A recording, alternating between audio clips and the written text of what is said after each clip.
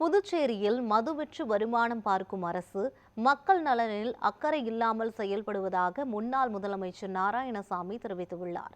இதுகுறித்து அவருடன் நமது செய்தியாளர் அருண்குமார் நடத்திய கலந்துரையாடலை பார்க்கலாம். பல முக்கியமான பகுதிகளில் தண்ணீர் சூழ்ந்து மக்கள் தற்போது அவதிப்பட்டுக் கொண்டிருக்கிறார்கள். சார் வணக்கம். எப்படியான ஒரு மழை சார் இது? நீங்க பார்த்ததுல இது மாதிரி அந்த மழை பார்த்துருக்கீங்களா? அதாவது இது போன்ற ஒரு மிகப்பெரிய கனமழை புதுச்சேரி சரித்திரத்திலே இல்லை. அதாவது 2004 ஒரு மழை, அது 20 சென்டிமீட்டரு. 2021 21 சென்டிமீட்டர் மழை இருந்தது.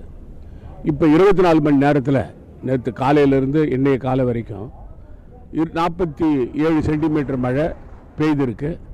இன்னும் மழை பெய்யும்னு சொல்கிறாங்க, கனமழை பெய்யும்னு சொல்கிறாங்க.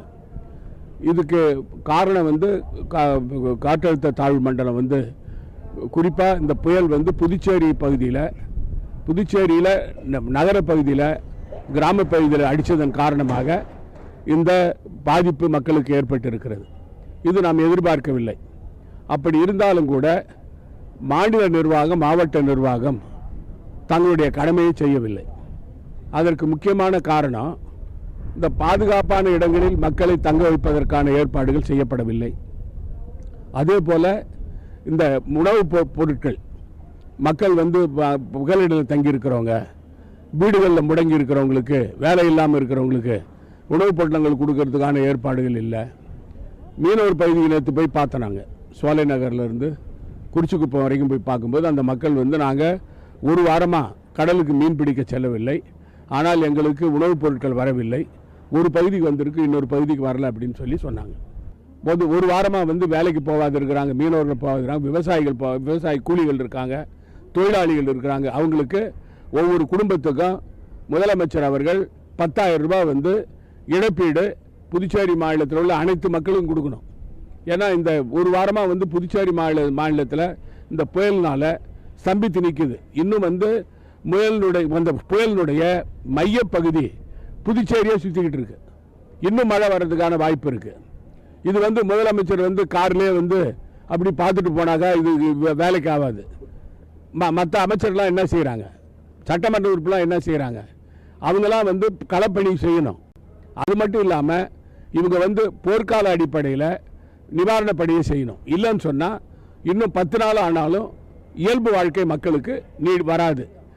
குறிப்பாக இந்த ஆட்சியாளர்கள் இவருடைய மெத்தனத்தினால்தான் இந்த அளவு இழப்பு ஏற்பட்டிருக்கு. நான் வரும்போதே பார்த்தேன், இன்றைக்கி ஒரு நாள் தான் நல்ல மழை பெஞ்சுது, பால் பேக்கெட் இல்லைங்கிறாங்க.